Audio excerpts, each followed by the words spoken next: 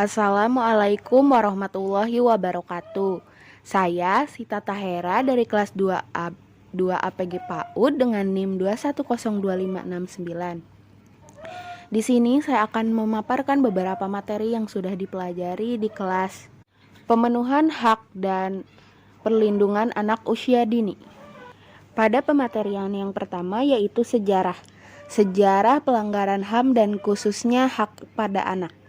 Dalam sejarah perkembangan hak asasi manusia memperlihatkan bahwa munculnya konsepsi HAM tidak terlepas dari reaksi atas kekuasaan absolut pada masa Louis ke-14 yang terkenal dengan pernyataannya, yaitu Let It's Moi, atau negara adalah saya. Sehingga HAM muncul karena perjuangan manusia dalam mempertahankan harkat dan martabatnya dari tindakan sewenang-wenang penguasa yang tirani. Hak asasi manusia adalah hak-hak yang dimiliki manusia semata-mata karena mereka manusia. Umat manusia itu memilikinya bukan karena diberikan oleh masyarakat atau berdasarkan hukum positif, melainkan semata-mata berdasarkan martabatnya sebagai manusia. Adapun DUHAM, Deklarasi Universal Hak Asasi Manusia tahun 1948 PBB. Hak untuk mendapatkan perlindungan keluarga pada pasal 39. Lalu ada hak fakir miskin dan anak terlantar untuk dipelihara. Lalu persamaan hak murid pada pasal 41. Adapun Perserikatan Bangsa-Bangsa pada tanggal 20 November 1989. Ada deklarasi mengenai hak-hak anak. Lalu pada tahun 2002, setiap orang berhak membentuk keluarga dan melanjutkan keturunan melalui perkawinan yang sah. Lalu yang kedua, setiap anak berhak atas kelangsungan hidup, tumbuh dan berkembang serta berhak atas perlindungan dari kekerasan dan diskriminasi. Lalu pematerian yang kedua yaitu Deklarasi HAM dan Perlindungan Hak Anak Sedunia. Deklarasi dapat dibuat oleh negara-negara, walaupun biasanya mengindikasikan pemahaman nasional dari sebuah hak atau misalnya bahwa hak untuk hidup mulai setelah lahir. Lalu ada juga Deklarasi Jenewa tentang hak anak pada tahun 1924. PBB mendukung pentingnya hak anak dalam deklarasi tahun 1959, 20 tahun kemudian diadakan Tahun Internasional Anak. Hal ini menjadi pendorong penyusun konvensi yang terkonsolidasi.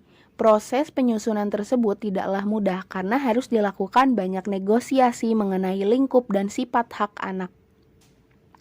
Adapun 4 prinsip panduan yang mengatur bekerjanya konvensi PBB tersebut. Yang pertama yaitu non-diskriminasi pada pasal 2.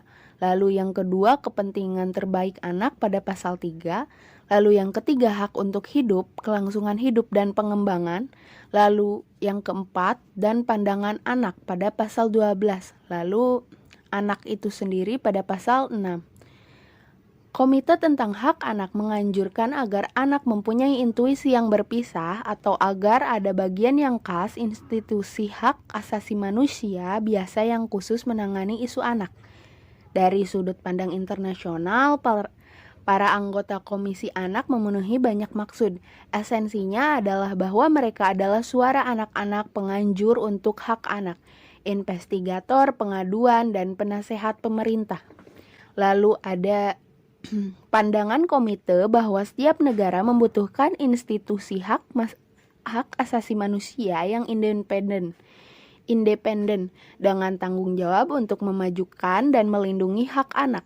Perhatian utama komite adalah apapun bentuknya, institusi tersebut harus mampu secara independen dan efektif memantau, memajukan, dan melindungi hak anak.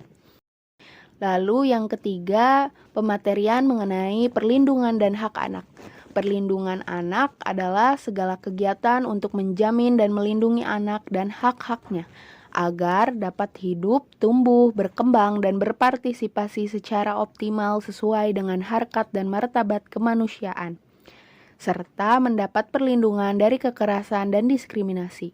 Kepala Negara Indonesia juga menimbang Negara Kesatuan Republik Indonesia menjamin kesejahteraan tiap warga negaranya, termasuk perlindungan terhadap hak anak yang merupakan hak asasi manusia, Setiap anak berhak atas kelangsungan hidup, tumbuh, dan berkembang, serta berhak atas perlindungan dari kekerasan dan diskriminasi sebagaimana diamanatkan dalam Undang-Undang Dasar Republik Indonesia tahun 1945.